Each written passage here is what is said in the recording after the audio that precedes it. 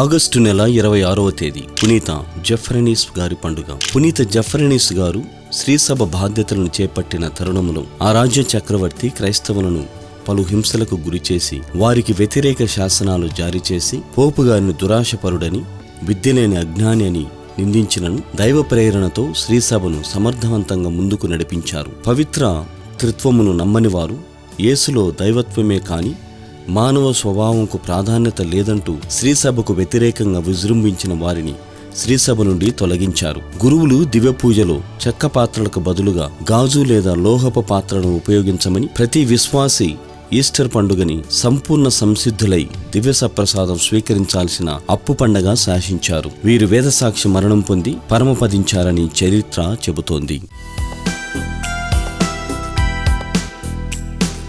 పునీత జెఫ్రనీస్ గారా మా కొరకు ప్రార్థించండి.